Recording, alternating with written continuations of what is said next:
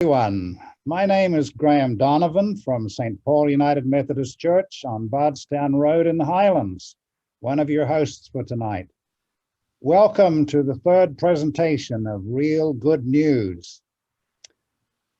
We're going to take a few minutes to sign in the remaining people who have registered for the program, and while we're doing that, let's listen to a song by John Gage, who has generously supported all our programs of Real Good News.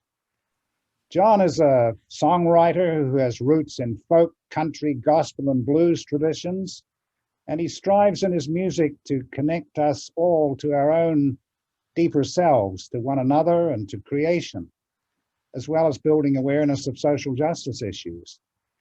He's the former executive producer and host of the Kentucky Homefront radio show, which was broadcast live for 28 years on Louisville's public radio station, WFPK-FM.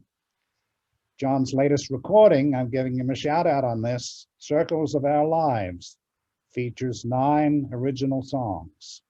So let's listen to a recording of John to begin our program, and I'll be back after that to introduce the program for tonight.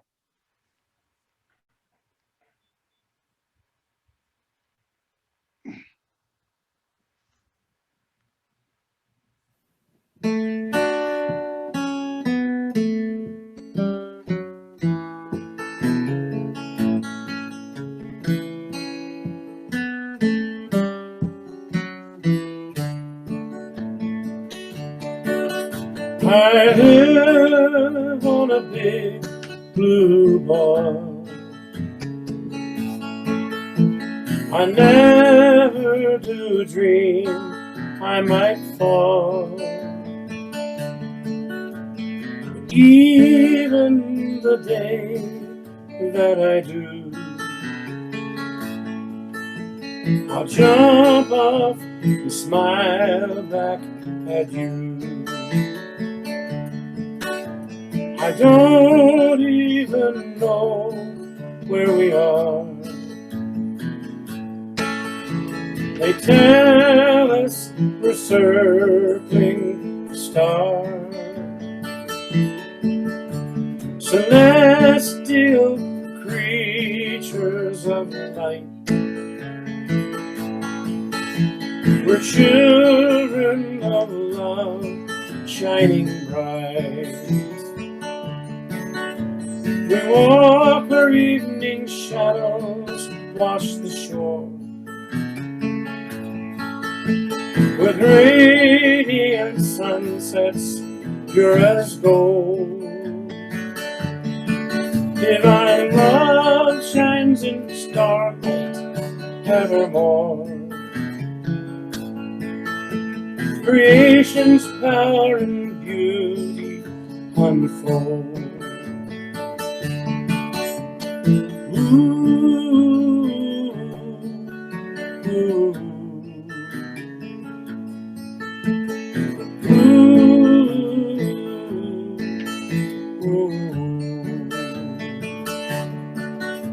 We're learning as children to let go,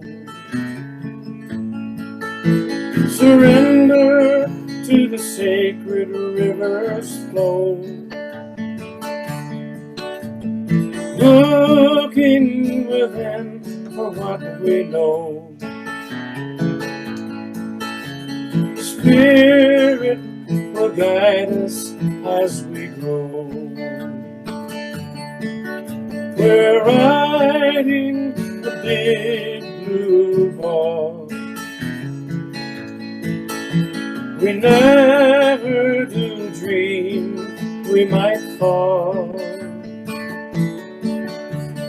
Universal love surrounds us all, sustaining all creatures, great and small. Oh, la la la, la la la la, la la la. We live on a big blue ball. universal love surrounds us all.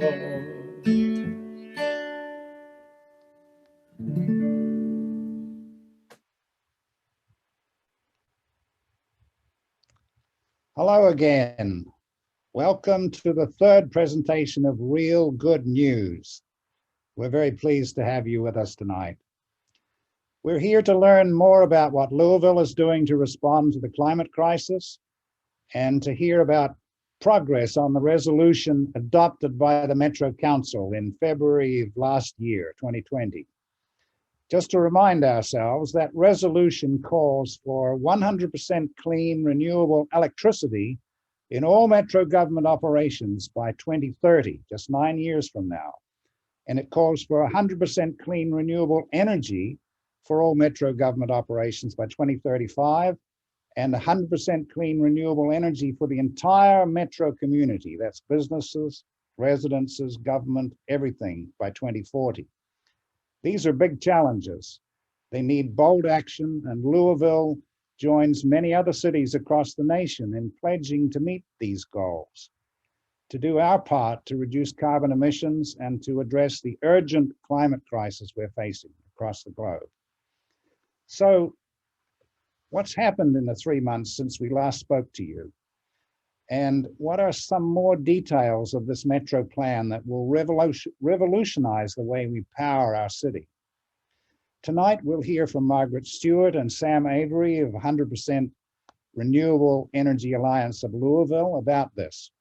We'll also hear from Sarah Lynn Cunningham, founder and executive director of the Louisville Climate Action Network, ELCAN, one of the volunteer groups in the Alliance working hard to build green energy solutions.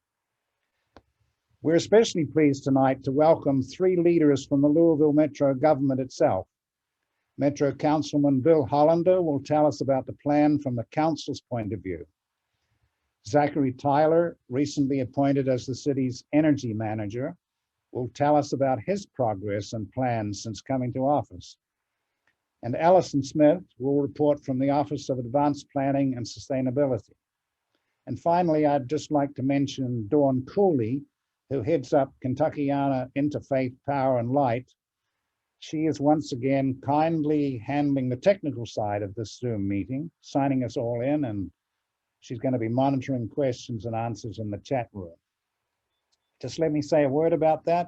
We want to give you plenty of chances to ask questions, both as we go along and in a special Q&A session after all the speakers have presented. You'll see down at the bottom of your screens in the middle, a chat icon. Please click on it at any time and type in there any questions you have. Dawn will be monitoring those throughout the evening and sometimes answering them in the chat itself, sometimes bringing them to our attention so you can ask the speakers directly. So please don't hesitate to type in your questions. Please keep yourself muted unless we give you the go-ahead to ask your question directly. So on to the first speaker. Margaret Stewart grew up in Birmingham, Alabama, and has lived most of her adult life here in Louisville, working for many years on environmental and peace issues in both Frankfurt and Washington, D.C. She's the one who produced that colorful flyer we've been using for this series, and she also writes and reads poetry. She's currently active with the 100% Renewable Energy Alliance of Louisville, which we call REAL. Over to you, Margaret. Thank you, Graham. Just to give some quick updates since our last 100% Real Good News meeting, I wanted to share a few things. First of all, we're really happy that the city has signed a contract with NREL, that's the National Renewable Energy Laboratory, to explore ways to meet our goals of 100% renewable energy for the city. So we're happy about that. Meanwhile, we have our ongoing efforts to keep the Metro Council informed and inspired by having speakers at every meeting, hopefully. And so I'll give you some quick summaries of what we've done along those lines. In the first May meeting, Alex Schull spoke to the council regarding our local monopoly energy provider, LG&E. It's really essential that LG&E be helping to facilitate the transition to renewable energy. But Alex pointed out to the council that currently LG&E is actually an obstruction to the city's efforts to seriously address the climate crisis. The second May meeting of the council, Virginia Bush spoke, and she is a nurse, and she addressed the fact that it's detrimental to the health aspects of our city, the pollution from fossil fuels, and also the inequities of our continued reliance on fossil fuels. At that same second meeting in May, Sam Avery provided some more details to the council about a realistic proposal and relatively affordable proposal for a utility scale solar installation that would be sufficient to generate all the electricity that the city would need for its city operations. That's a realistic plan that Sam has proposed. Later in the month of May, at a Metro budget hearing, Wallace McMullen proposed using the American Rescue Plan money that we will be getting to rescue our future. He had some specific suggestions of things that could be done, including such things as funding a minority-owned solar installation business, for example, equipping some homes that are being built or rehabbed in minority neighborhoods with solar installations, making repairs to the roof of the main library that would then enable us to install solar on the main public library for a demonstration project there. And also, furthermore, Wallace proposed a solar installation on the Edison building, which is the headquarters for the Air Pollution Control District. And that building would be a good site for such a solar installation and would end up saving the city well over $1 million in coming years, according to what Wallace presented to the council. This month in June, the first council meeting, Gary Watrous urged the council to budget more money to make the resolution a reality.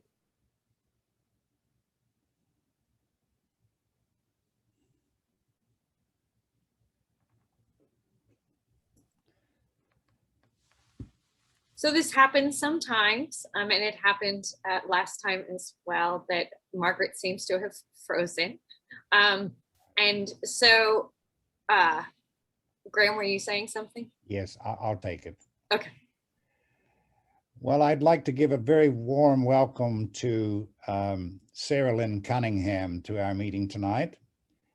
She's a licensed environmental engineer, an educator, and for 50 years, she's been an activist. Maybe she doesn't like me saying 50 years she's been an activist, but she holds 2 interdisciplinary degrees from the University of Louisville, a bachelor's degree in environmental engineering, and a master's degree in environmental education and environmental history. And after joining the International Climate Reality Project and being licensed by Al Gore to give her version of An Inconvenient Truth, she co-founded Louisville CAN, the Louisville Climate Action Network. And besides teaching for LCAN, she's taught environmental engineering courses at the U of L. Sarah Lynn, welcome. Over to you. Thank you. I obviously got started young and I'm older than I look. Tell me, how many minutes am I supposed to take? We have you down for 5 minutes here to talk about LCAN. Okay, so I'm going to share my screen. Let's see here, Firefox. And then get out of the way, please. All this Zoom stuff is blocking me. Let me unshare so I can get what I need up. And now let me see if I can get it to work.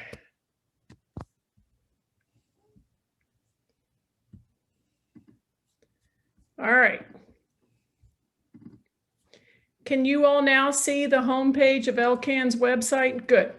So the gist of it is this: we have 3 realms of programming, the first of which is education, and that includes standard speeches that have the recipe of a little bit of climate science, a little bit on impacts that I think are going to be relevant to the audience, and a whole lot about the solutions. We have, because of COVID, started to produce educational videos. We offer specialized programs to assist teachers with learning objectives. But one of the newest things we're doing now is what we call the Before You Buy series. So if I go here to bigger steps and then go to appliances, I didn't even need to do that. Actually, I forgot I put this right here. So the Before You Buy series is popular if people are getting ready to make major investments. We offer this program now for furnaces, water heaters, insulation, solar panels, and air conditioners, thermostats.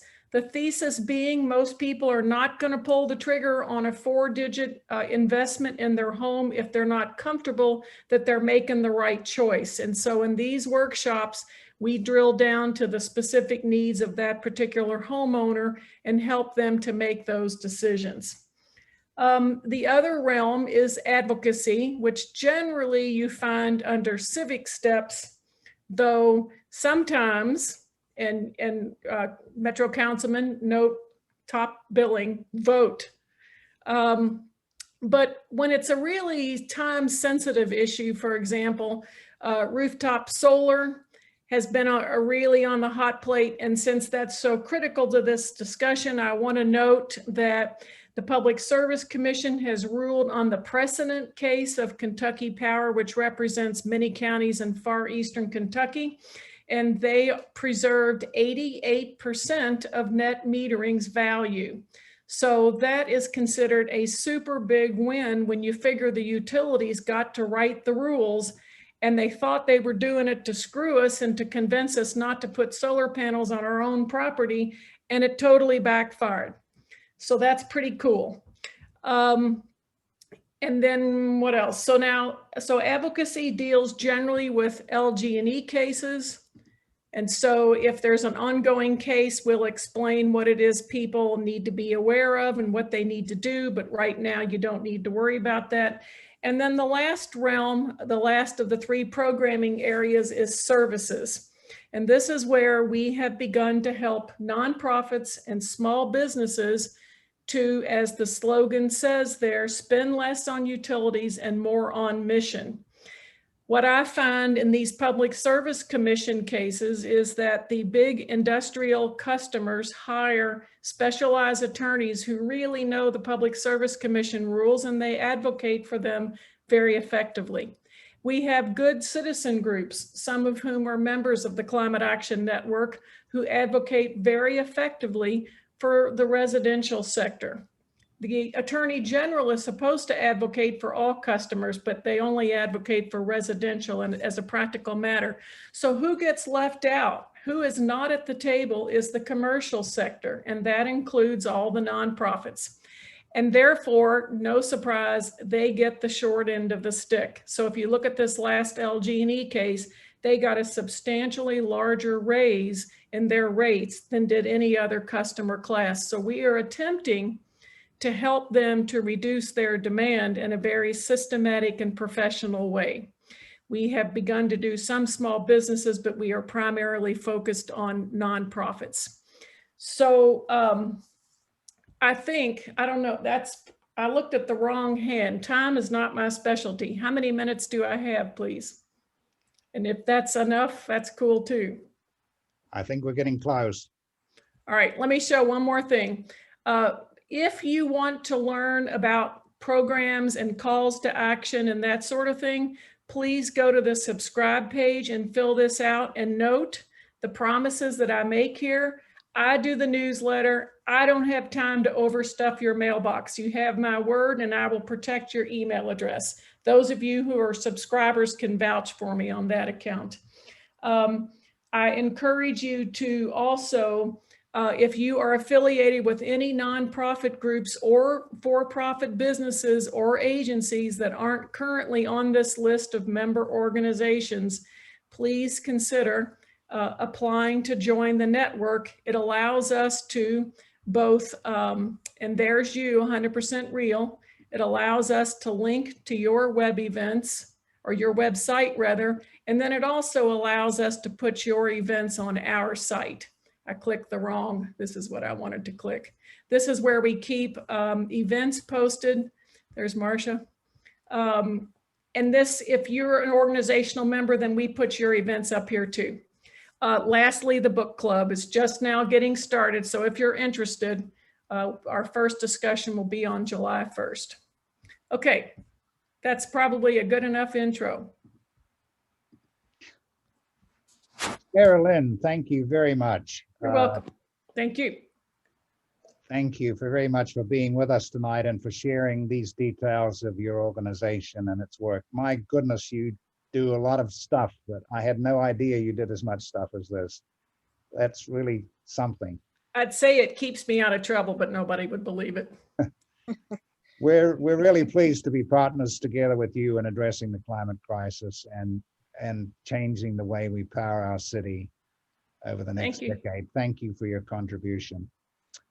And now I'm very pleased to welcome Sam Avery to outline for us an example of a solar project that could meet the 2030 goal of the Metro government to generate all its electricity from clean, renewable solar energy. I just want to say about Sam, he has degrees from Oberlin College and the University of Kentucky. He's taught university courses in American history and government and European history. And he's the author of at least 9 books and is, I think, working on his 10th book. His latest book is The Carbon Boycott, A Path to Freedom from Fossil Fuels. He's also a certified solar installer, a longtime social activist, and lives on a small homestead outside Louisville. Over to you, Sam. Thank you, Graham. I think the main thing I want to emphasize here all along, as I've been working on this issue, is that renewable energy is not just another issue. It's not just a policy. It's not just a budget priority. Renewable energy is a survival adaptation. I don't think I'm being overly dramatic when I mention that. As far as what's going on here locally, the transition, actually and everywhere else too, the transition to renewable energy is partly conservation, but it's also partly actually building installations that can produce renewable energy on a utility scale. We have to be able to do that. We have to go further than just single residential rooftop solar. That was my business, but I think we have to go a lot further than that in order to make this transition actually happen. So as Graham mentioned at the beginning, the resolution has 3 phases. The first is 100% renewable electricity for the city operations. And the second is, and that's by 2030. The second one is all forms of renewable energy for city operations by 2035. And the third phase, that's going to be the tough one. That's all forms of renewable energy for the entire community by 2040. That's something that we really need to keep an eye on. But I don't think we can actually do that one with the technology we have now, because it's too big, it's huge. I think we have to find a way to do that. Because this is a survival adaptation, there's no choice. We have to stop using energy. If we can't find renewable energy, we shouldn't use any at all. But I'm really glad we broke this down into 3 phases for the reason that the first phase is doable. We can do it in the next few years. We have 9 years to accomplish it. It may take that long, but it doesn't have to take that long. It's technologically available and can be done right now. The obstacles then are not technical. The obstacles are political, bureaucratic, economic, and so forth. Because we have these three phases, when we work on that first phase, we can overcome a lot of the obstacles we're going to have for the ultimate phase. So it's a good thing that we designed it this way. Now, in 2019, the city used 100,741,679 kilowatt hours of electricity at an expense of $12,806,603. Okay, that's a lot of electricity. To produce that much electricity from solar energy, and I think we really need to go with solar on this first phase. And on the longer term, we're going to have to mix in geo and hydro and wind and anything else we can come up with. But for the first phase, I think we need to go with solar because it's most practical now. To do this with solar, we're going to need 84 megawatts of solar energy. That's about 218,000 panels. And they're going to cover 400 acres, maybe more than 400 acres. It's going to be a big operation.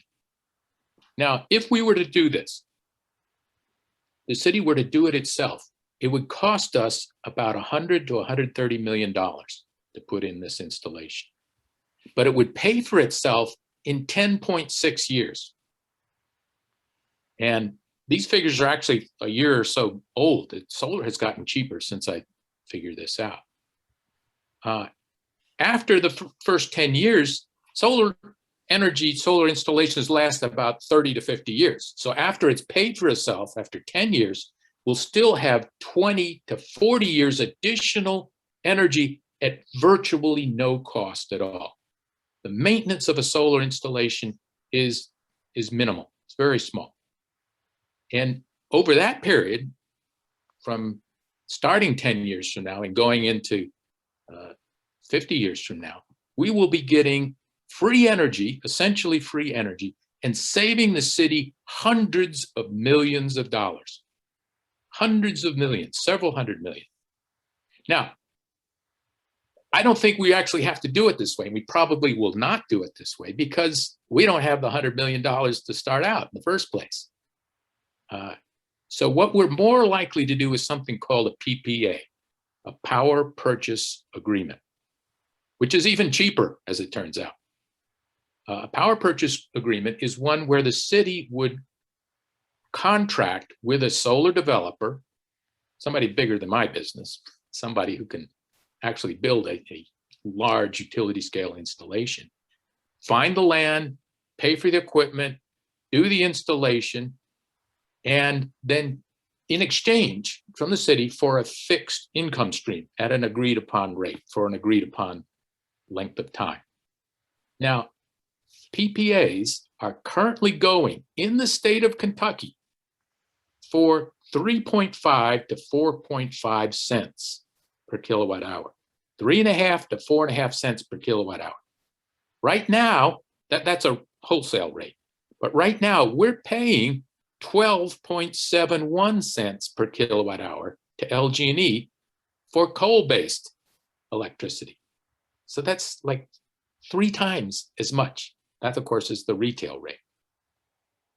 And in fact, there's just recently, there was a PPA, power purchase agreement in Michigan, which was bid by a utility called Xcel at 2.3 cents per kilowatt hour.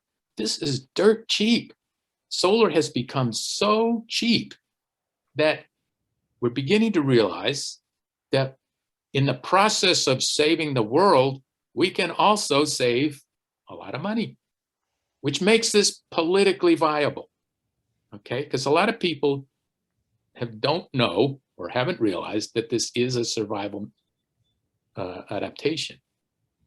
And they're going to say, hey, we're going to save a lot of money and it might do some good for the world too. So I don't care where they stand on that.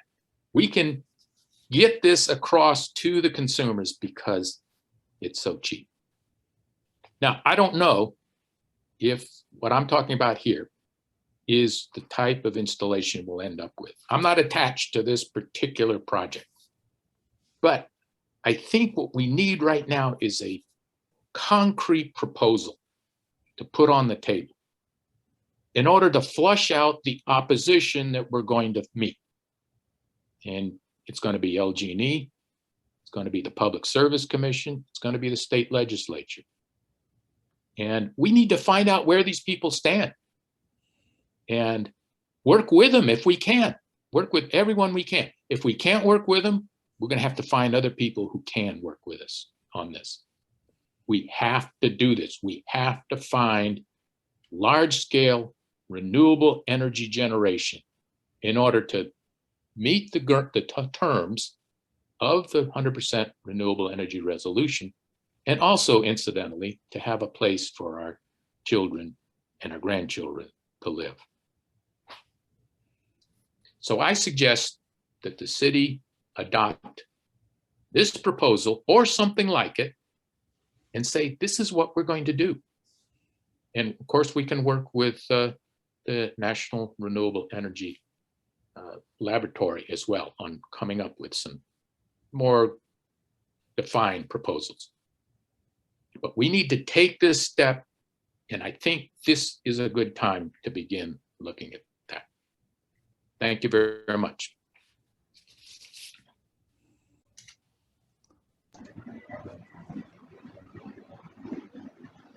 Do we have any questions? We're going to move on to Bill Hollander next, but I think we may have time for a question. Graham, where are we? Yeah, are there any questions there, Dawn, in the chat? Yeah, there's a long question from Roger, and it's one that I think some of our later speakers may address, but Sam, if you want to read it and address it, you can. But yeah, I think it'll come up later. Okay. Yeah, Roger has any questions, I'll straighten them out at some point. Okay, let's move on to Bill Hollander then. Bill is going into his 4th year as chair of the Budget Committee of the Metro Council and his 7th year on the council representing the 9th District. He has served as president pro tem of the council and was one of the co-sponsors of the resolution for 100% renewable energy. He has degrees from Harvard College and Indiana University School of Law. Bill worked with a group that created Proposal for Racial Equality Through Policy and Assessment Initiative, which is serving as a reference in current racial equity work in Louisville Metro government. Bill, glad to have you here tonight. Thank you, Sam, and thank you, everybody. I see a lot of friends on here. I can tell you, seeing Sarah Lynn, she is a great resource, not just obviously to your group, but when I have had issues about not just energy, but waste issues in the community, all kinds of things. Sarah Lynn has been a terrific resource for me throughout these 7 years. I also see Zach and Allison, and I'm going to defer to them for most of what what we are doing in Metro. I want to begin by talking a little bit about what was said about coming to speak to Metro Council. And I really encourage you to continue to do that.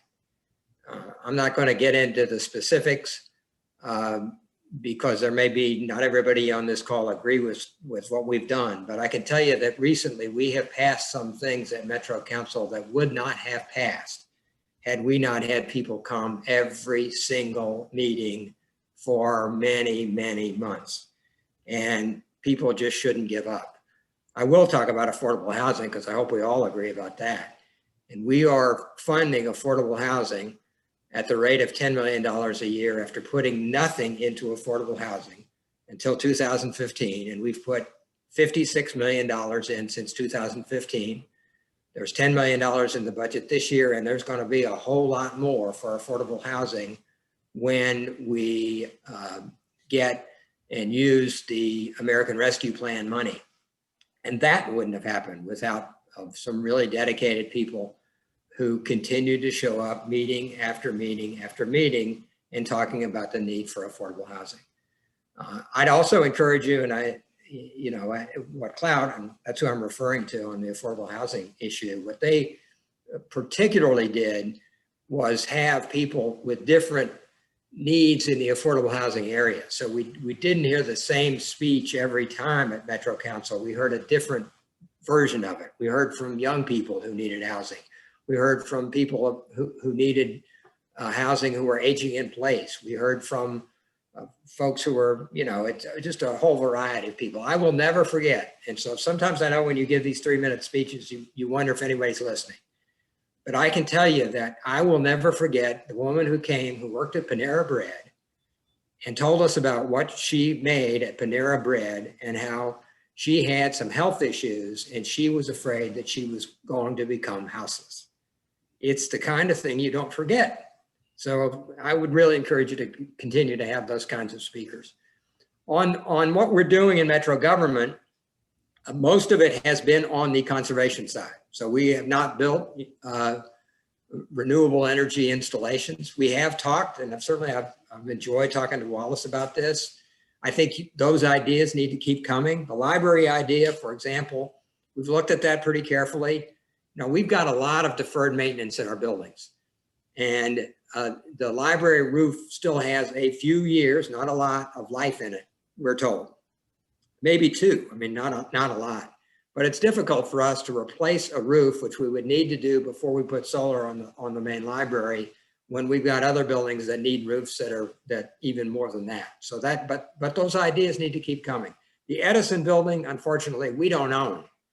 At least we don't own it currently. We lease that building. And so a substantial investment of solar on a building that we lease, maybe we'll own it at some point. There's certainly been talk about buying that building from Bill Whalen, but we don't currently own that building. But keep the ideas coming. We need to continue to hear good ideas. On the conservation side, and as I said, I'm gonna let Zach and Allison talk about this mainly, but I can tell you, I've said this at a public meeting, I think I embarrassed Zach, but Zach might be the most popular person on Metro Council because he paid for himself in a very short period of time, as we knew energy management work would do. So he has come to Metro Council at least once, maybe more than once. I know I've watched one meeting twice, and you'll be back once. Okay, once. But certainly he will be back, and if other people don't invite him back, I'll make sure he comes back to talk about the work that he's doing. So that's one piece, and he'll get into that in more detail. And again, this is on the conservation side, but on the LG&E rate case, I am pleased at the settlement that the city made in that case. So, until a few years ago, it was sort of odd to me. Louisville Metro didn't get involved in rate cases. Lexington did, but we didn't intervene in those cases.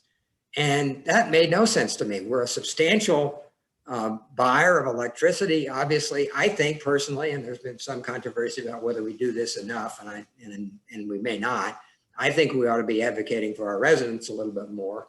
But we also need to advocate for the taxpayers, for our own electricity. So the settlement that was worked out on streetlights, I think, is really good. What it is going to allow us to do is, over the course of 5 years, replace all of our old streetlights, which use a lot of energy, with LED lights. And we are going to pay the same amount of money, and it's a lot, it's $5 million, but we're going to pay the same amount of money for those 5 years. But at that rate, we're going to get all those street lights replaced. So we will be entirely LED lights by the end of the 5 years. And at that point, our street light payment will go down to something, and Zach probably knows the exact amounts, but it's a little over. I hope I'm not taking your whole speech here, Zach, but it gets down to the $3 million range or a little bit more. So we're going to get more energy efficient, and we're going to save money at the end of that 5-year period. And that's a great settlement for Louisville Metro. There's obviously energy efficiency is a piece of this. It's also a safety issue. we have a lot of streetlights that are out all the time. LG&E came to the council one time. I was at a hearing and they said what percentage of the streetlights were out in the community. And it was a real low, I don't know what they told us, 3% of the lights were out. And I just sort of laughed and said, all 3% are in my district, because I could find that many streetlights out, by driving around tonight. But LED lights last a lot longer. They don't go out as much. That's a safety issue, and we end up with more energy efficiency. The other piece, and I know Zach and Allison will talk about this, so I won't say much about this, but the mayor has signed an executive order to prioritize buying electric vehicles. I was at that announcement, and that's really important too, I think, for the community. And there are a lot more electric vehicles going to be available, including from Ford, where we buy most of our electric vehicles because we're supporting, obviously, a very big employer in town. So I'm happy to be here tonight. I'm happy to listen. And I keep the ideas coming and keep advocating. It's really important. Bill Hollander, thank you so much for being with us, especially on a weekend evening. That's a big sacrifice, and we really appreciate it. And what you've done tonight is given us a very good overview of the kind of nitty-gritty details that the council has to deal with to flesh out this overall revolutionary plan, which we can talk about at that level, but you guys have to talk about it at the council level, and we're grateful for you to come in tonight and tell us about that. And I also think we also all agree that revolutions need to be comprehensive, and you brought that out too, with an emphasis on affordable housing, and affordable energy goes with that for low-income people in our city. We're all committed to that as part of this whole plan. So thank you for bringing that up tonight. So Dawn, any questions for Mr. Hollander? There is one, which actually connects on exactly what you were just bringing up, Graham, and that is the possibility of, what is the possibility of energy efficient, affordable housing? Yeah, so I saw the question in the chat, and I don't know the answer to it. So I don't know what we are doing to encourage or require renewables on affordable housing projects that we are investing in. But I'll certainly look into that. I don't know, if we can prioritize that, that's important. Now, I will say about the affordable housing projects, for the most part, what we're building, in fact, almost exclusively what we're building, we are a small part of the funding stream for those projects. So they're being built by either nonprofits or for-profit developers. And we do some sort of gap financing that kind of makes it all work a little bit, but it's not entirely our project. But can we encourage somehow, or even require some renewables in those kind of projects? It's a great idea, and certainly something we ought to look into. Thank you. Okay, is that it at the moment? All right, thank you very much again. And it's my pleasure now to welcome Zachary Tyler to talk to us. He became the Metro government's first energy manager at the beginning of this year. And he's responsible. On his young shoulders, on his slender shoulders, rests this awesome responsibility of starting us off towards this revolutionary goal. He's originally from Winchester, and he graduated with a degree in biosystems and agricultural engineering from the University of Kentucky. And he has certification from the Power and Energy Institute of Kentucky. And since then, he has worked as an energy consultant for UK, implementing an energy conservation program across the campus and at its medical center, and helping the university realize its emissions reductions commitments. So he has good preparation for this job, but he's now forgotten that. He's left that all behind, and he's concentrating on the city we know. Over to you, Zachary. Thank you for that introduction. I'm going to go ahead and share my screen because I do have a few slides to go along with what I'm going to talk about. So yeah, as said, I'm relatively new to Louisville Metro, but I am very excited. I see tons of opportunity, a lot of opportunity that will help make an immediate impact in our utility usage, as well as really help finance some of these efforts these ambitious efforts that we have committed to moving forward.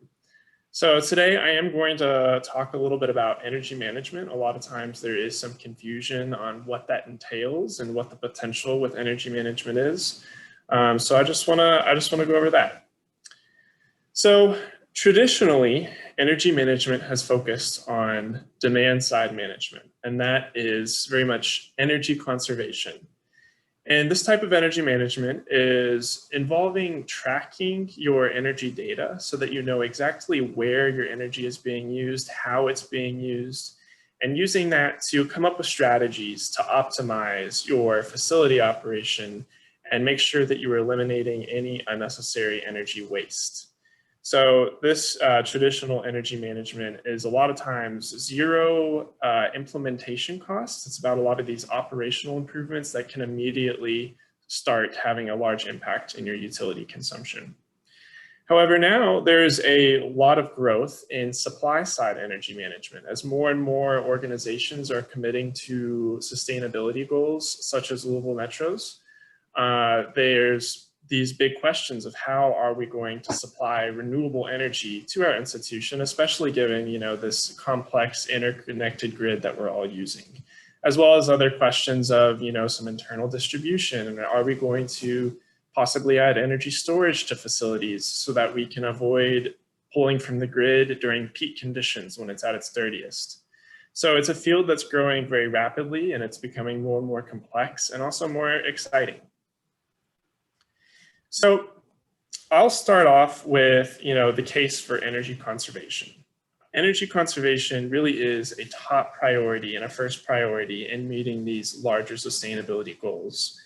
It may not be necessarily as exciting as a lot of the renewable technologies that we need to be working for, but it has a really large impact in lowering the total amount of energy that we will ultimately need to procure and to supply to the city to reach the 100% renewable energy goal.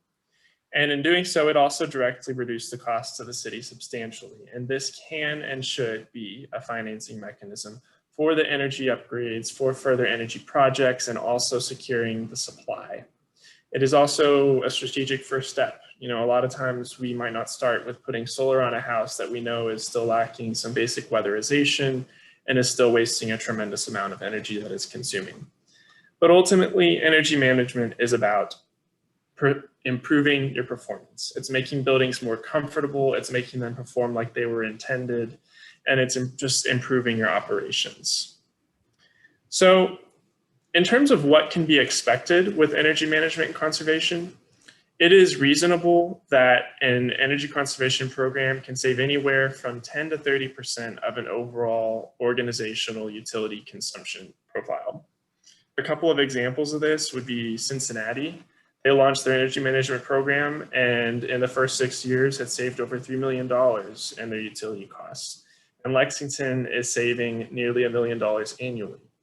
Now, one thing both of these cities have done is that they've both established revolving loan funds for energy projects. And this is basically where cost reductions from the energy conservation are dedicated to be reinvested in these future upgrades and in the supply side commitments.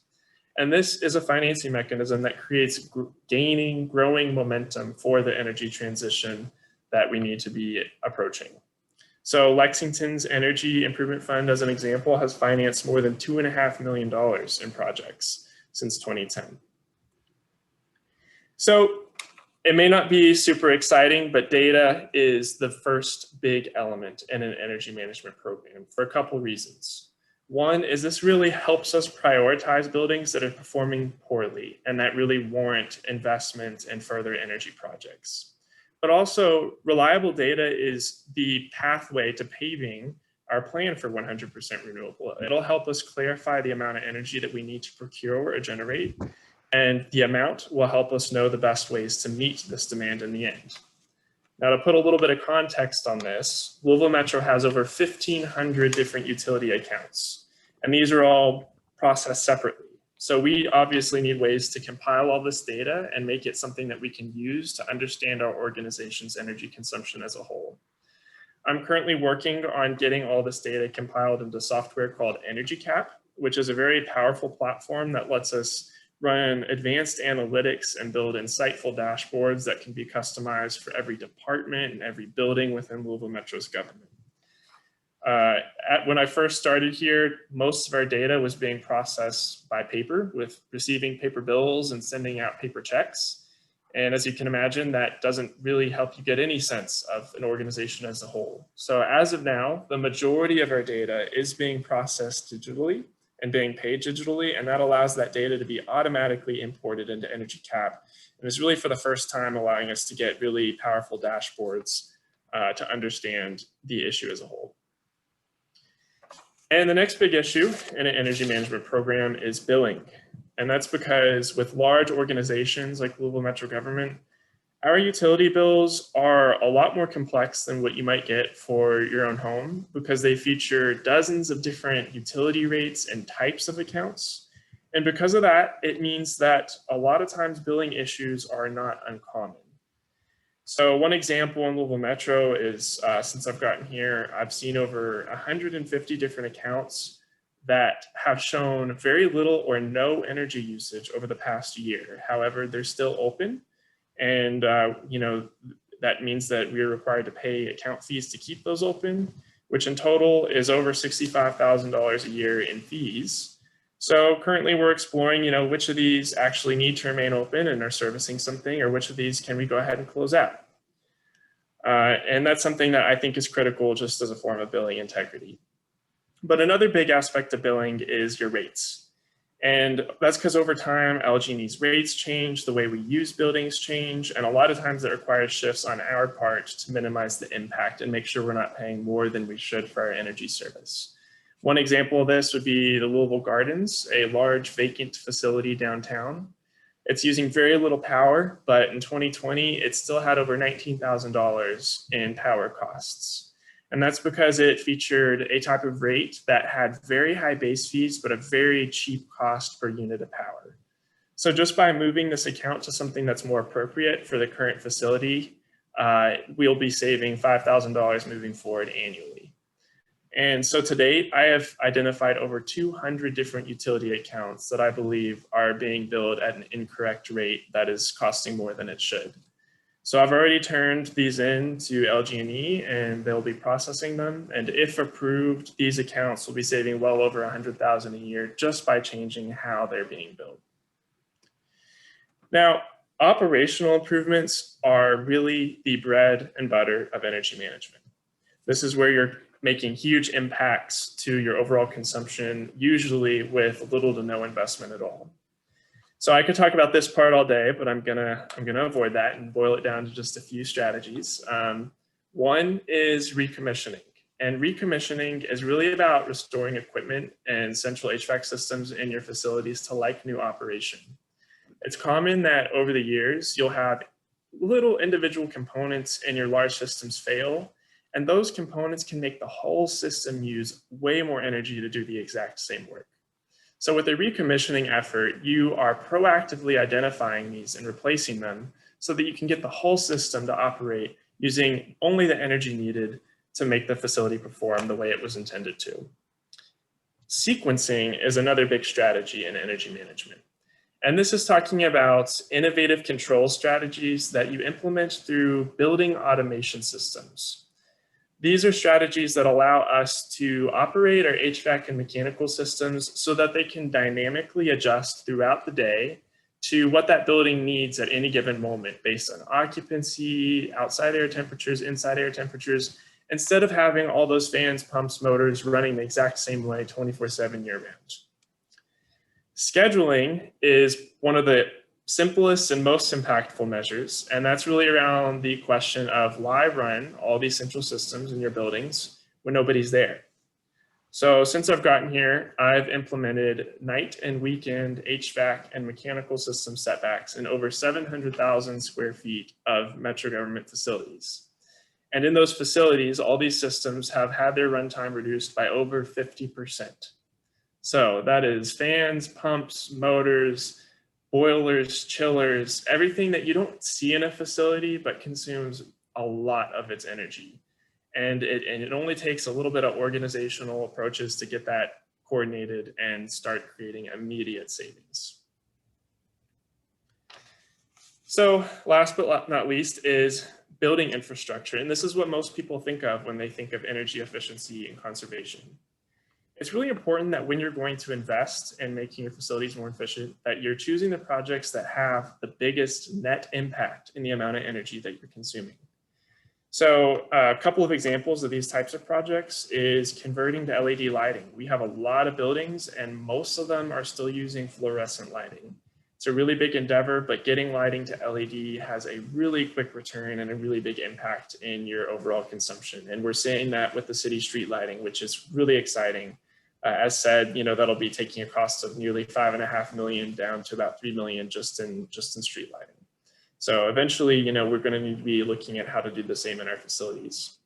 Another is expanding your building automation system controls or adding smart thermostats so that you can essentially implement the setback strategies in more facilities that may not have any ability currently to set those systems back. And I will say that that is something I'm currently exploring.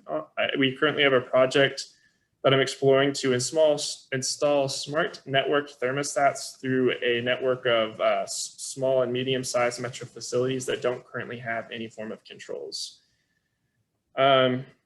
Replacing and repairing outdated HVAC, water heaters, boilers, chillers, and even appliances. That's always a very important project to consider.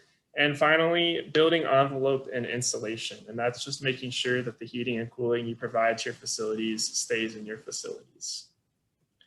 So with that, just to summarize and a few takeaways for everyone. Right now, the first priority in energy management is getting the data together and consolidating it so that it is useful and we can develop our plans not only on the energy conservation, but also on our energy supply goals. But simultaneously, we are launching core operational improvements that have really high impact and can largely be done just through our control system and through how we're operating our facilities. This will help immediately create some of the utility momentum and fuel and finance our transition moving forward. And then finally is that the cost savings from these projects really needs to be viewed as an opportunity to reinvest in the facilities and reinvest in our supply.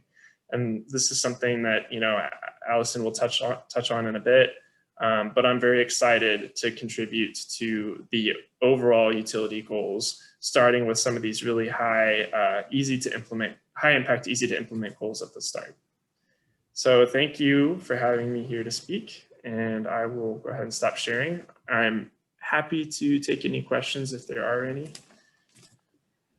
Well, Zachary, we long anticipated your arrival in the post that you're in, and we're excited that you came out tonight to tell us about your first months, which seem to have been very productive.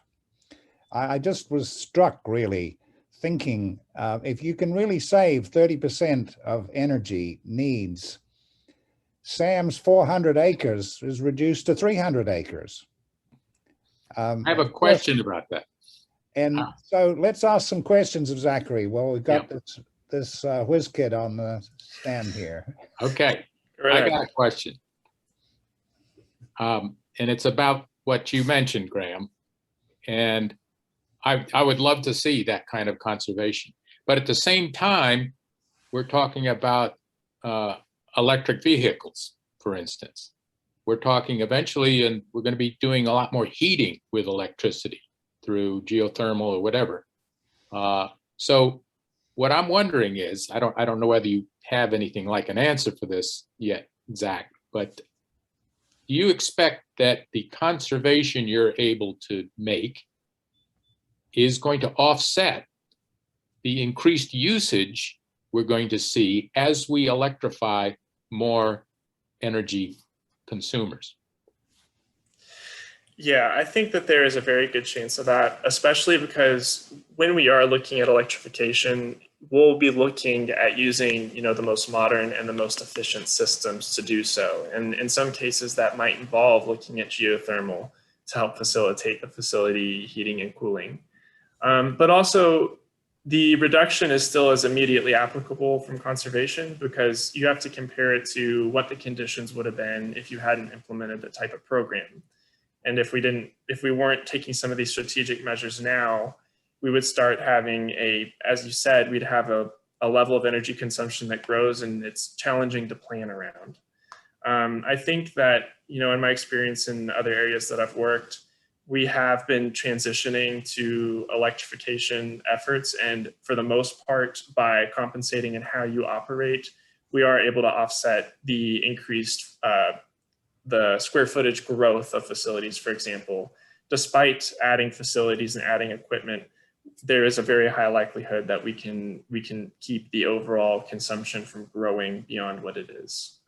Okay. My question really, I thank you for that. My question really is, if we start out with that 400-acre facility, we're going to have to need just for city operations. It's going, due to your work, that's going to get down to 300 acres, as Graham mentioned.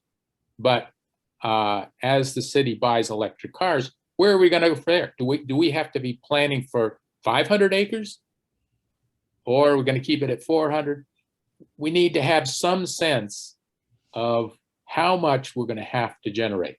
I suggest that we overbuild this thing, because even if we make too much energy for the city for phase 1, we've got a much bigger problem with phase 3. So whatever we do now, if we do too much, fine. But thank you for your work on conservation. I appreciate that. Thank you. Allison put in the chat that she will be addressing that in her presentation, and she's up next. There are no other questions for Zachary in the chat, but Sarah Lynn does suggest trying to persuade Metro to send its building operating staff to building operator certification classes. At full disclosure, she teaches for this program. So you may want to. That's a wonderful idea. I am a huge fan of that. And I think that is, that's correct. That is a definite step that we need to do moving forward. It's very affordable. Thank you. Anybody else?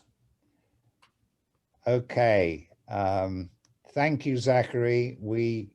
You have a big burden to bear. You have a big program to embark upon, and we wish you the very best in that. And in whatever way we can, we'll stand ready to support you. Thank you for coming tonight. It's my pleasure now to welcome Allison Smith to speak to us. She's the Assistant Director of the Office of Advanced Planning and Sustainability of the Metro Government, and has worked with the Metro government for almost 6 years. She has a Bachelor of Science degree from the University of Louisville and a PhD in aquatic ecology. She has managed brownfield programs in her office for 6 years and is also an adjunct faculty member of the University of Louisville. Welcome, Allison. Over to you. Thank you so much, Graham. And it's always a pleasure to follow Councilman Hollander and Zach. So full disclosure, I did not create these slides. These were provided to me by our partners at NREL. So as Graham said, I'm Allison Smith with the Office of Advanced Planning and Sustainability. Zach and I actually work in different offices. He works in fleet and facilities, but I still claim him because the goals he's working to achieve are set from my office. These slides were prepared for me by Owen Zinneman. He is Senior Policy and Market Analyst at NREL in the Grid Planning and Analysis Center. And he had hoped to be here tonight, but had a conflict. We hope to bring him to this group at some point in the near future. So he's happy to do that, and we can arrange for that. Oh, sorry, that's not full screen. There we go. So quickly, just what NREL is. NREL is the National Renewable Energy Lab. It is one of 17 national federal laboratories. So you may have heard of Oak Ridge National Lab or Sandia National Lab. NREL is located in Golden, Colorado. It is owned and operated by the Department of Energy, and they focus on all things renewable energy. So from working on renewable energy technology, making batteries more efficient, improving solar panels, to planning pathways to get to renewable energy, policy analysis. They do everything renewable energy. 2,600 employees. They focus a lot on partnerships between government, academia, and industry. So we feel very fortunate that we are able to partner with NREL. They do planning and work across the nation in all 50 states, I believe. So they understand the different regulatory environments of different states, as well as the federal contacts as well, since they're a part of the Department of Energy. Zach is going to put in the chat for me a link to NREL's page. They just wrapped up doing a 100% renewable energy study for Los Angeles. Now, their context is very different because they own their own utility company. However, they have been working in some of the largest cities in the country, like Los Angeles, to some very small villages in Alaska. So they cover the entire spectrum of energy planning. Zach's putting a link to a webpage that has some information about the LA study and a really cool video about that project. I asked Owen if we will get a slick promo video, and he said that that is a possibility. So I'll keep you posted on that. But some issues that they addressed were, how will LA achieve 100% energy? What are the side benefits, those co-benefits like public health and environmental benefits? How do you improve local economy and jobs with this type of work? And what are environmental justice concerns? So they look at the full picture. They are not just focused on energy. They're looking at all of the benefits to this work. So as Councilman Hollander mentioned, and he did mention that much of this is thanks to him, both Zach's presence with us and the 100% renewable energy resolution, as well as this group who had such a huge part in getting that passed. Our work with NREL is focused on the first goal, which is 100% clean electricity for government operations by 2030. Now, that's not to say we are ignoring the other two. We are already thinking about our transportation network. We're already thinking even about community-wide clean energy and clean electricity. But our work with NREL is going to focus on that first goal, because to Sam's point, it's possible, right? It is doable. This is proof of concept. So NREL is going to help us figure out what are our avenues for getting to 100% renewable clean electricity? What actual within our legal and institutional context, what can we do? Phase 1 will also lay out the plan for Phase 2. So Phase 1 finds out what those avenues are. Phase 2 will explore each of those avenues independently, look at the economics, look at the legislative context, look at the environmental benefits, all of these different aspects of it that's more than just renewable energy. So they're going to help us meet that first goal, and they will help us prioritize the avenues to reach that goal. So we're at this very beginning. We're in Phase 1. We're going to identify how we get there. Phase 2, they will help us evaluate the feasibility of options, which will help us prioritize actions. How are we actually going to do this? Now, Owen has made clear that this fourth part, provide planning and implementation support, is not a part of our current plan, but they are more than happy to provide that. That is what they do, is not only help cities plan, but then help them get where they need to be. So I have to say this, again, disclosure. So Owen is very clear that their role is not to provide policy recommendations. They are not involved in policy or political advocacy work of any time. They provide us with the data and the decision supportive analysis that we need to make a decision. Now, they may point out policies that are standing in our way so that we and our friends like you can advocate for those, but they remain independent lab, which gives them a lot more credibility when it comes to their final analysis. So just to put that out there, they're going to give us the information we need to make a decision. So far, we've done many hours interviews talking with Zach about his work, talking about our relationship with LG&E. They're exploring the legal context here in Kentucky.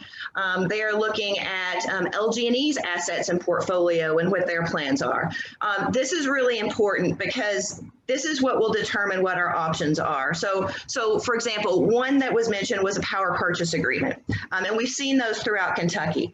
Unfortunately, we are not able to do a direct power purchase agreement due to state law. We are in a vertically integrated market. We cannot purchase power from anyone other than LG&E. So that is one big holdup. Now I'm going to show you some other options that are tied to this. So a lot of those projects that you see are because municipal utilities can do power purchase agreements. When it is owned by the local government, they are not subject to the PSC. They are able to make those decisions independently. So we'll get back to that in just a minute. Owen's also very clear that reducing our demand, which is Zach's work, is just as important as building renewable. We have to lower, Zach said one time, you don't put solar on a house that's wasting half its energy. That just makes no sense. So we focus, we've got 9 years, to Sam's point, we focus Zach's work on how do we conserve energy, how do we invest those savings in energy efficiency, how do we reduce that demand, because it is going to go up as time goes on. It's going to get hotter, going to have more cooling bills. We're going to be switching to more electrification. So we have to offset that in order to be able to make a sound judgment on how much energy we need. But how do we clean our supply? That's what NREL is going to help us with. So at this point, NREL and Owen have come up with essentially 4 possibilities. The first would be working directly with LG&E to do a green tariff or their solar share program. I'm sure I don't have to tell this group the logistics of the solar share program. The green tariff is an option. The first green tariff was done with Toyota and Dow. I believe they built 100 megawatts to provide their, to supply their factories down further south in Kentucky.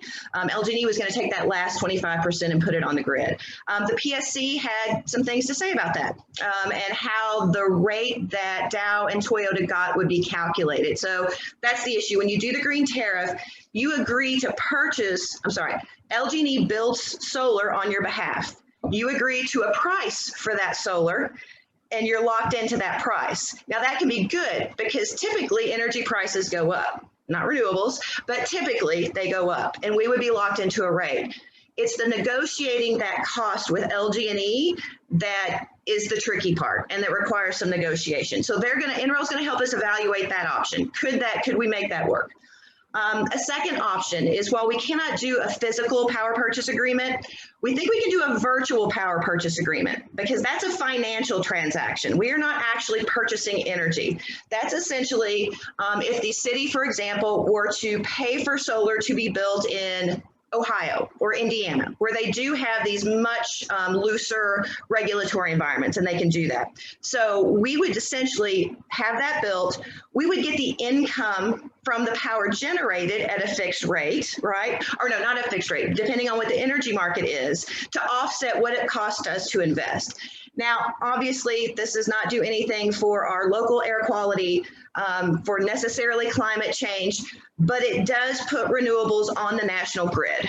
So that is one option that we're exploring. Zach, Julie, Donna, and I are on a cohort with the World Resources Institute to look at what are the legalities of this? How do you do a governance structure? How do you aggregate large partners, like, for example, U of L and JCPS, to see if that might be an option.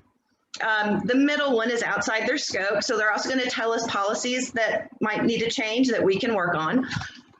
The other side that does not involve LG&E is where it gets really interesting. So as I mentioned, all the great power purchase agreements going on in Kentucky that's getting tons of solar built are by municipal governments. That is when the local government owns the utility. You might recall that not terribly long ago, I'm sure some of you remember, we municipalized the water company. This is not a super radical idea. It has plenty of benefits. So one option that NREL is going to explore is what if Louisville Metro government became its own energy supplier? That gives us some options. We can think about Sam's proposal of building the solar and being able to power our operations with that. Now, LG&E is still involved because they own the transmission lines. So there would be some involvement with LG&E, but that is one option. Something else that a lot of people don't realize is there are open energy markets here in Kentucky very close to us. So the MISO network is a network of municipal utilities from which you can purchase energy. They are just a few short miles from Jefferson County. We would run 2 or 3 miles of line and we would be connected to the MISO market. Their prices for energy are a third of what LG&E is. Now, we've still got the transmission issue. Again, that would require LG&E. But those are things that they are going to evaluate. Now, as I said, we've still got our eye on those long-term goals, right? So we're already thinking about clean energy for 2035 with the EVs, other ways that we can clean our transportation network. But we're still thinking about 2040. Owen is aware of this. NREL knows that that's our ultimate goal. So they are going to also evaluate what it would look like for Louisville Metro to municipalize the entire county's electric utility, become our own utility provider. That would give us a lot more flexibility in what energy we build, what energy we purchase. So we don't have to provide all our own energy. We can get energy, purchase it from the MISO network. We can specify, we want our money to go towards renewable energy, and that's the energy that we will get. Again, those rates are lower. So it would mean lower costs for residents. It would give us a lot more control, and it would allow us to meet that goal. So these are essentially the 4 avenues that NREL is exploring. They have seen the proposal that 100% Real sent and have used that data kind of when they think about these different options. And so that's what we're going to be evaluating in phase 2. Zach had to talk about demand sand management and building setbacks, and I get to talk about something that I find very exciting, which is a partnership with a national lab that is going to figure out how we get to 100% renewable. Any of these options are going to be difficult. I think you can see that they all have their challenges, but one of these or some combination of these will get us to where we want to be.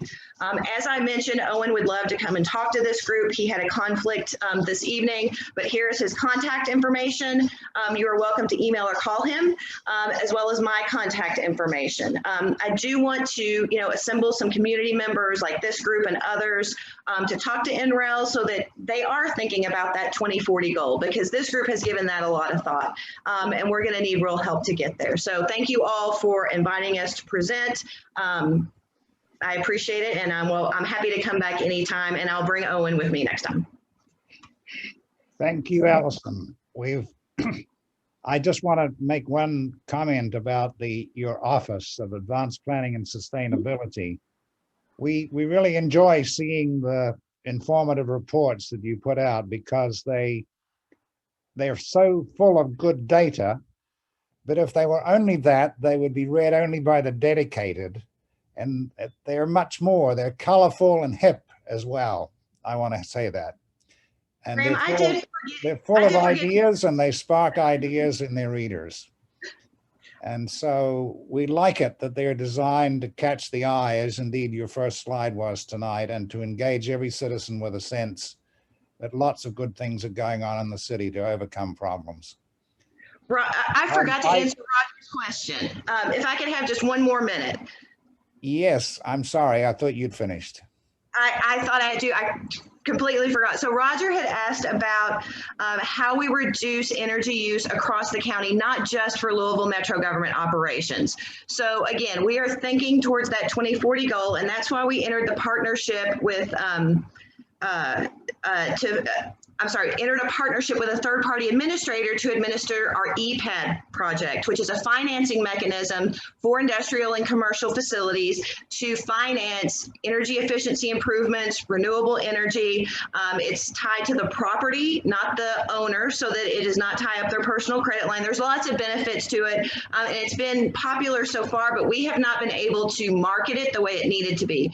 So now that it is with Energize Kentucky, sorry, I was drawing a blank, Energize Kentucky, this is what they do. This is 100% of their work is marketing this program, getting it out to people, getting these energy efficiency upgrades and renewable energy done. So we are hoping that that will start that that ball down the hill of getting more companies involved in making these types of investments. And we want to provide support for that. So it's not the entire answer, but we are working on mechanisms to make that happen. Thank you very much. Thank you for being with us tonight. And we're going to have a little bit more time for a few more questions. If anybody has further questions for any of the participants, but particularly for Allison, please ask them now, put them in the chat, or speak up. Somebody needs to unmute Roger. Yeah, Graham, they can't unmute themselves, but if you raise your hand, I can invite you to unmute yourself. And Roger, I will invite you to unmute yourself. To raise your hand, folks, it's down in reactions on your Zoom menu down at the bottom. There's reactions, and then there's a raise hand icon. If you raise your hand, I can unmute you, or I can invite you to unmute yourself.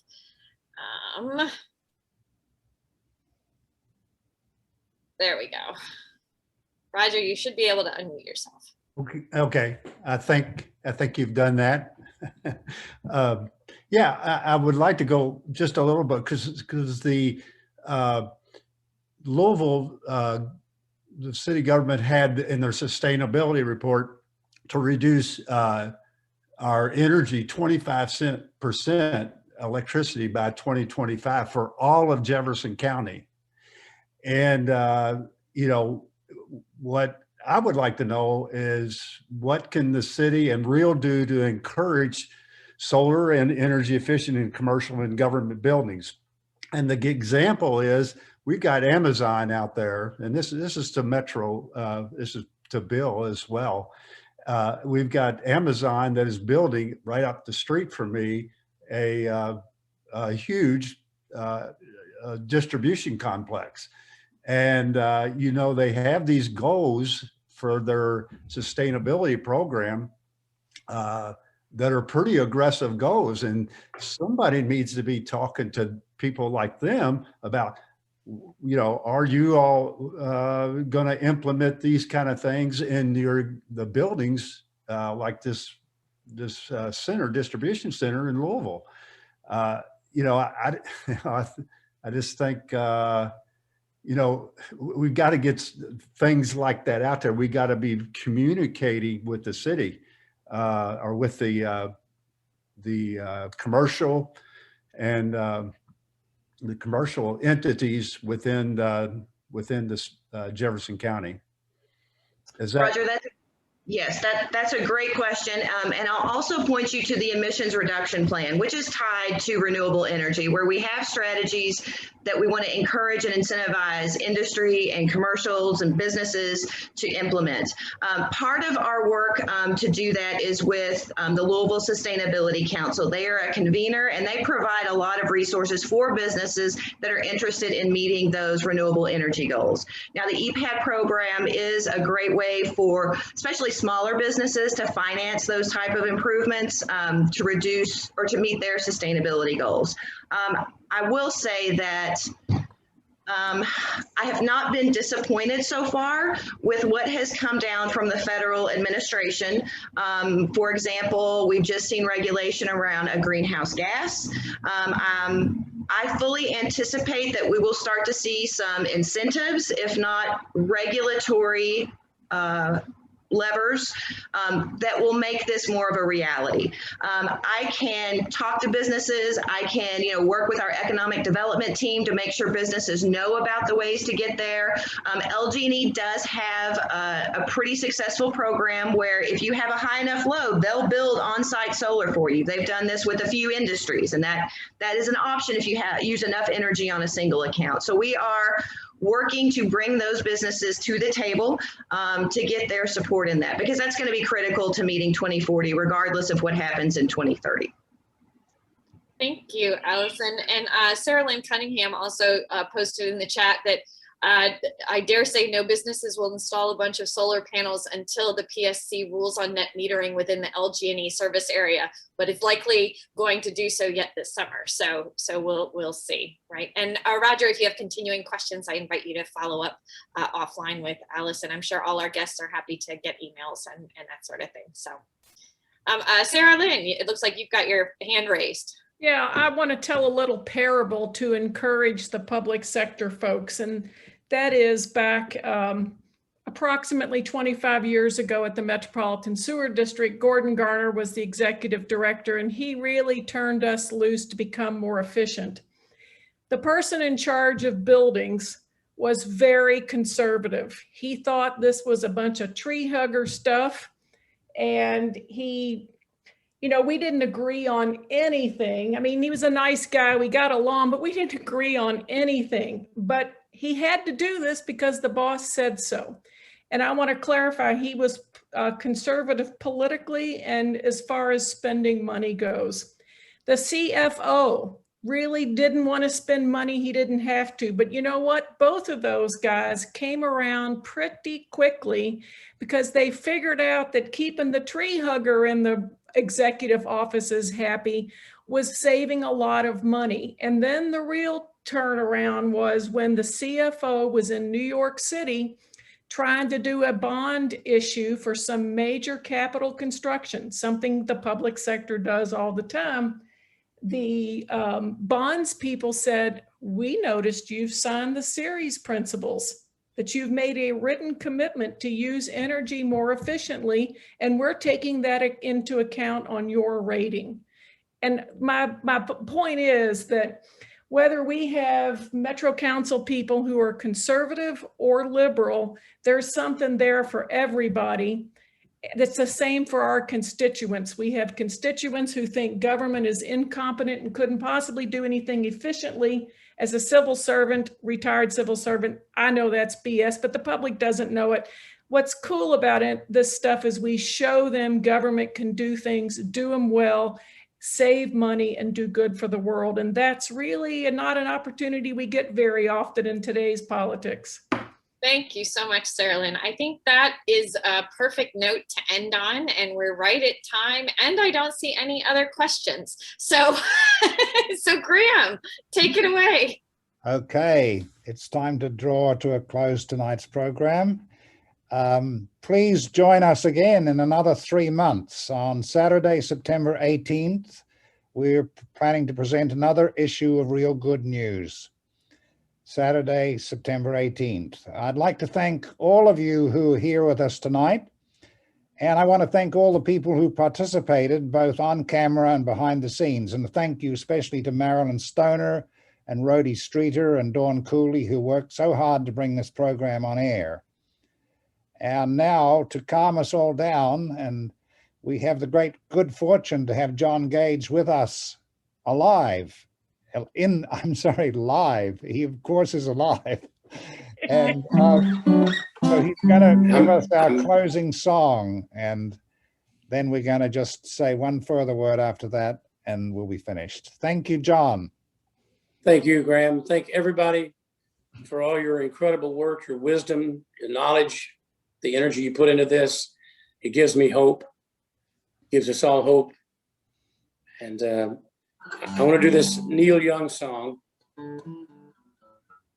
In his crazy, inimitable way, he reaches moments of poignance.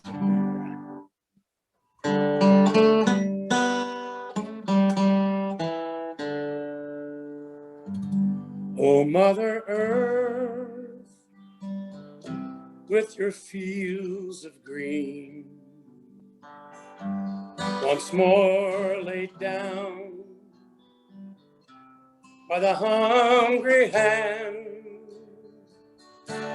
how long can you give and not receive, and feed this world ruled by greed?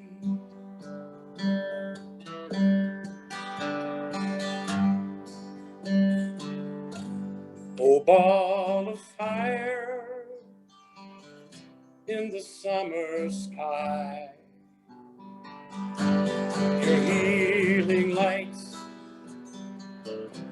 your parade of days, are they betrayed by the men of power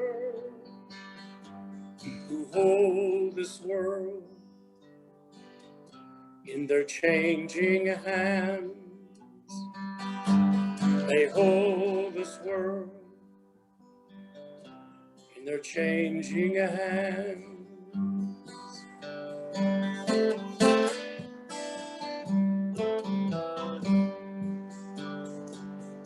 Oh, freedom land,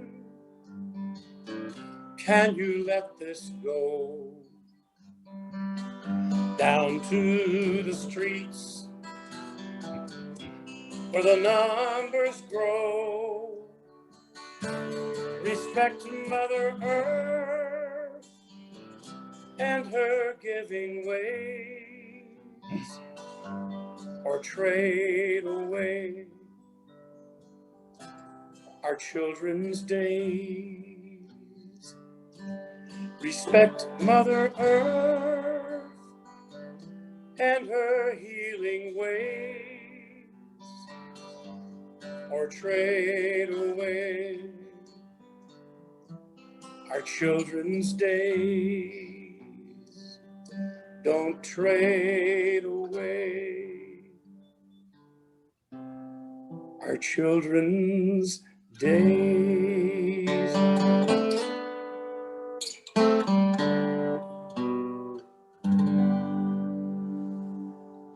Neil Young, Wow. thank you all. Thank you, John. Well, that's it from us. Hope to see you all again with more real good news on September 18th. Goodbye. Love you all.